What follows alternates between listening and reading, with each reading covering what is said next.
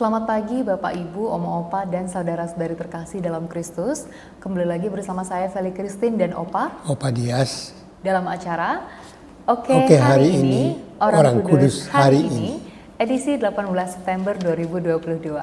Selamat pagi Opa. Selamat pagi. Gimana kabarnya hari ini? Puji Tuhan, baik. Puji Tuhan, sehat-sehat ya Opa ya. Hmm. Oke Opa. Pagi hari ini kita akan berbincang-bincang sedikit Opa mengenai salah satu orang kudus, yaitu Santo Yosef Cupertino ya Opa ya. Oke, untuk membuka nih Opa perbincangan kita pada pagi hari ini, boleh diceritakan sedikit dong Opa arti nama dari Yosef Cupertino ini apa? Yosef Cupertino dari nama Latin yang berasal dari Yunani, yaitu Iosef pakai PH. Iosef. Kemudian oleh pengaruh Eropa, termasuk bangsa Belanda yang sempat menjajah kita, menjadi Io itu menjadi Y. Lalu PH menjadi F, sehingga kita lebih kenal dengan Yosef. Seperti kita kenal Romo kita, Yosef, Romo Yosef Wora, Romo Yosef Gerungan, dan Yosef ini juga berasal dari aslinya Ibrani, yaitu Yusuf. Maka kita juga mengenal Romo kita yang bernama Yusuf. Misalnya Romo Yusuf Halim yang sudah almarhum. Wah, bisa jadi memang asal muasalnya dari situ ya Opa ya? Iya. Oke, mungkin bisa dilanjutkan sedikit Opa tentang latar belakang tempat tanggal lahir dari Santo Yusuf ini sendiri. Iya, Yusuf Cupertino lahir dari seorang ibu dengan ayahnya yang miskin, sebagai seorang tukang kayu yang miskin. Betul. Lalu meninggal sebelum Yusuf lahir. Jadi ibu Yusuf itu hamil sementara ayahnya sudah meninggal duluan. Sehingga beban perjalanan hidup dijalani oleh Yusuf Cupertino itu oleh ibunya yang juga dalam keadaan miskin, sehingga ketika lahir karena dikejar-kejar oleh para rentenir, maka ibu dari Yusuf Cupertino itu diam di kandang kuda dan lahirlah Yusuf itu di kandang kuda. Itulah. Oke. Berarti memang background dari Santo Yosef ini bukanlah dari bangsawan gitu ya? Ya. Oke. Nah, Feli mendengarkan informasi bahwa kehidupan awal dari Santo Yosef ini merupakan ia ini sering sekali mendapatkan penglihatan ya Opa, dan merupakan salah satu anak yang pelupa. Itu gimana Opa ceritanya? Ya, ini sesuatu kalau kita mengimani akan penyelenggaraan Tuhan, ini adalah suatu karunia kepada umat yang dikasihinya, khususnya kepada Yosef, yaitu dia mengalami kehadiran Roh Kudus di dalam dirinya, sehingga dia bisa menatap ke langit dan sering terangkat, menjadikan sesama itu sangat heran akan keadaannya, yang dinamakan ekstase. Itu dia mengalami, kalau kita mau mengerti secara sederhana, yaitu mengalami kehadiran Roh Kudus di dalam dirinya. Berarti memang sedari kecil ya sudah mengalami hal tersebut. Nah, pengalaman tersebut itu membuat Santo Yosef ini menjadi pelupa, betul ya Pak ya? Ya, ini sedikit mengherankan keluarganya, karena di dalam pertumbuhan itu dia sering diam, sering lupa, mengalami sesuatu kejadian yang bagi dirinya sendiri tidak terasa, itu menjadi menjengkelkan keluarganya. Kok mengalami seperti ini? Berarti memang ia itu seringkali terlihat berjalan dengan diam tanpa arahan yang jelas gitu ya Pak ya? Sering berjalan tanpa arah dan juga menjadi seorang pelupa. Betul. Sehingga mengherankan orang-orang sekitarnya, keluarganya, sehingga kadang-kadang merasa tidak senang terhadap keadaan Yosef ini. Oke, Opa. Nah, kalau gitu Opa Feli penasaran nih bagaimana sih panggilan menjadi imam? Ya, dia awalnya kepingin menjadi tukang sepatu, lalu Tukang belajar, sepatu ya? lalu belajar tentang membuat sepatu, tetapi sifat aslinya merupakan karunia Tuhan itu terus membuat dirinya menjadi seorang yang lamban di dalam pekerjaan, sering diam, bahkan sering menjadi pelupa. Sehingga akhirnya dia dilepaskan dari kegiatan menjadi seorang tukang sepatu, tetapi di dalam keinginannya dia malah mau menjadi imam. Dia kepingin menjadi imam, sehingga dia coba melamar ke biara Fransiskan. Oke, berarti itu memang awal kisah beliau menjadi imam ya, Opa? Ya, itu keinginan aslinya, keinginan dari yang timbul dari dirinya sendiri. Dia ingin menjadi imam dan dia melamar ke biara Fransiskan, tetapi di sana ditolak karena pendidikannya, karena kurang pendidikannya. Okay. Tetapi dia tidak putus asa, dia coba berusaha lagi dengan mendatangi biara yang lain, yaitu biara Fransiskan Kapusin. Kapusin, ya, jadi ordernya berbeda itu. Oh, berbeda ya, oke, Opa.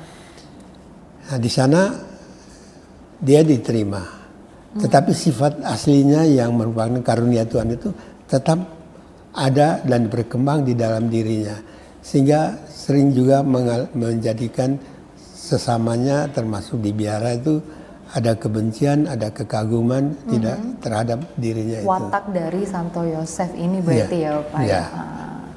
Oke, berarti memang pas pertama kali ia masuk dari biara yang menerima beliau itu udah di situ aja berarti.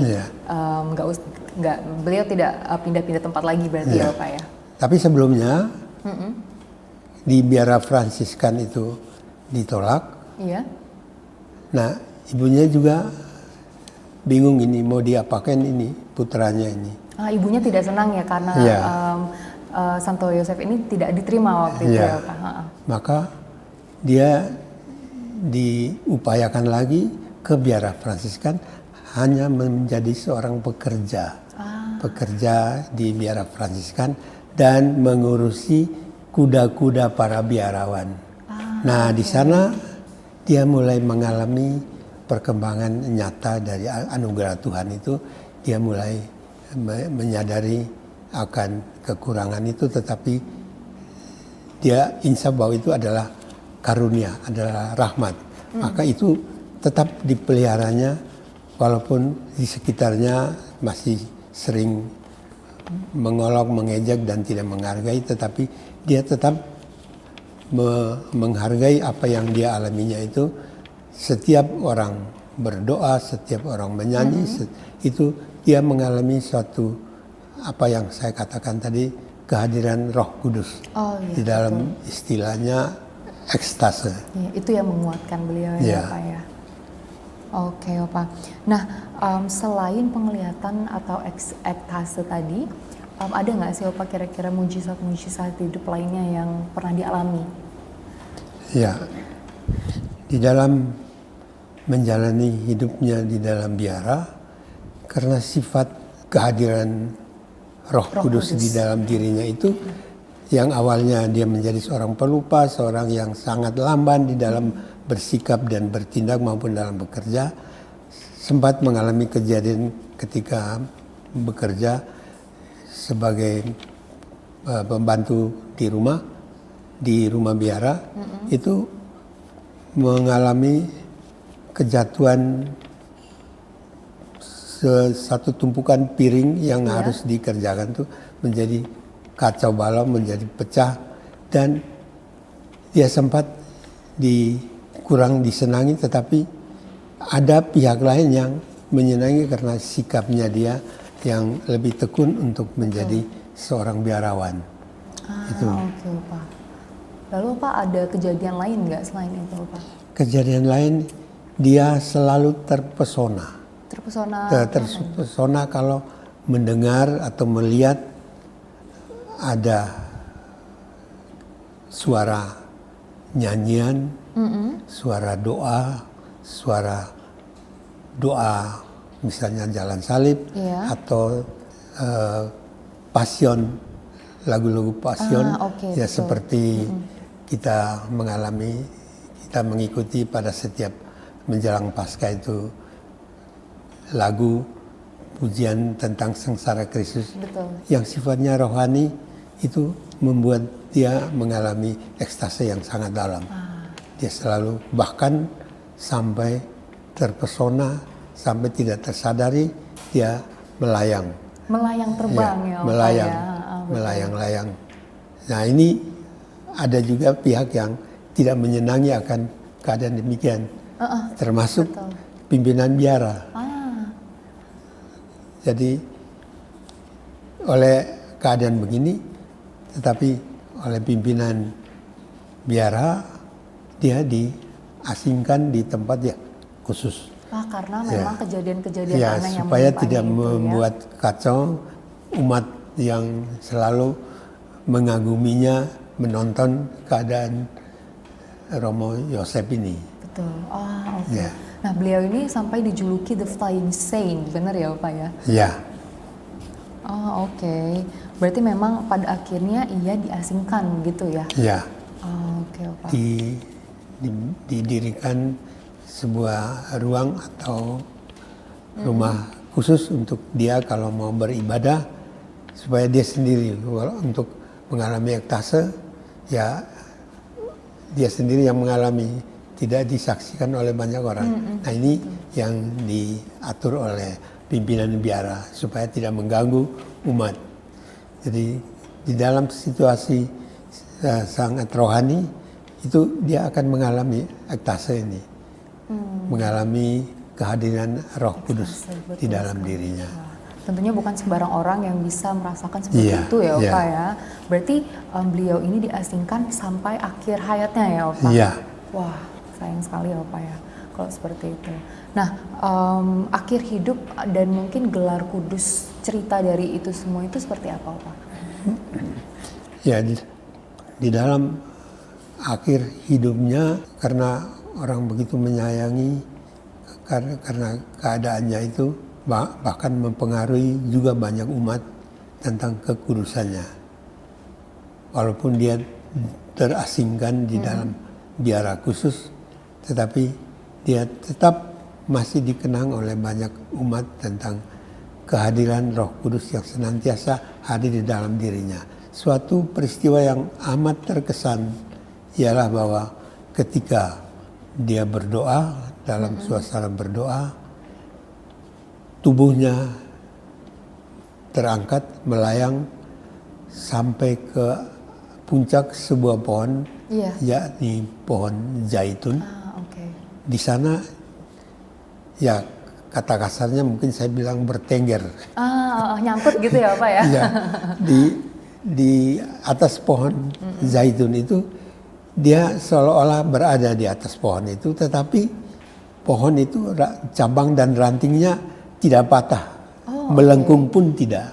Nah inilah satu sangat kuat menahan ekstase yang sungguh-sungguh nyata dialami oleh Santo Yosef Cupertino ini. Nah ini kalau kita umat yang mengimani tentang ekstase ini, orang yang percaya bisa juga mengalami. Jadi kita semua yang mengimani bisa mengalami dalam bentuk sederhana, yaitu berada di dalam kuasa Roh Kudus. Yaitu bahasa roh seperti ketika para rasul mengalami datangnya Roh Kudus. Mereka berbahasa asing. Jadi mereka berada di mereka orang asing tetapi berada di keluarga yang bukan dari negaranya sendiri. Mereka bisa berbicara dengan bahasa orang-orang di sekitarnya. Nah itu salah satu contoh. Tanpa disadari berarti itu atau di dalam kehidupan umat yang sudah mengenal dan mengasihi, mencintai Roh Kudus dan menjalaninya mengalami karunia bahasa roh. Ya itu kita semua bisa mengalami itu. Iya, Tetapi yang sangat tinggi tingkatannya itu adalah Yosef Cupertino ini. Pada akhirnya bagaimana sih Pak proses pemberian gelar orang kudus kepada beliau? Paus Clemens dia akhirnya boleh mengalami kanonisasi menjadi Santo Yosef Cupertino oleh Paus Clemens waktu itu. Luar biasa ya Pak ya. Jadi kita kenal sebagai Santo Yosef Cupertino, santo yang mengalami ekstase yang sangat dalam. Tinggi, betul sekali.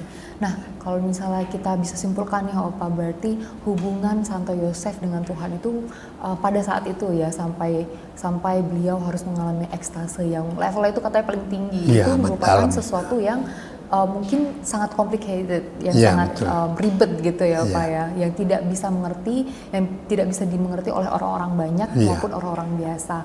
Namun bagusnya di sini adalah yang mungkin juga kita semua bisa pelajari bahwa beliau tidak menutupi itu, beliau tidak malu akan hal itu, dan mungkin beliau semakin ibaratnya bersyukur terhadap hal tersebut ya Pak ya, semakin hari bahkan sampai beliau dikucilkan pun beliau tidak melakukan perlawanan atau protes seperti itu ya Pak. Nah mungkin ini juga yang bisa kita petik dari kisah dari Santo Yosef, bahwa kiranya kita tidak malu dengan apa yang kita percayai ya Pak, karena kan kadang mungkin kita lupa atau bahkan mau makan aja lupa malu untuk membuat tanda salib gitu ya Pak. Itu sangat-sangat common terjadi. Terima kasih Opa sudah mau bercerita-cerita banyak bersama dengan Feli tentang Santo Yosef Cupertino ini. Dan sebelum Feli menutup sesi pada pagi hari ini, mungkin Feli akan tutup dengan doa ya Opa. Iya. Dalam nama Bapa dan Putra dan Roh Kudus. Amin. Santo Yosef, doakanlah kami kemuliaan kepada Bapa dan Putra dan Roh Kudus, seperti pada permulaan, sekarang, selalu, dan sepanjang segala abad. Amin. Dalam nama Bapa dan Putra dan Roh Kudus. Amin. Terima kasih banyak Opa telah datang pada sesi Oke hari ini. Nah, itulah dia kisah tentang Santo Yosef, dan nantikan video-video kami berikutnya. Sampai jumpa di acara Oke hari ini, Orang Kudus hari ini selanjutnya. Hari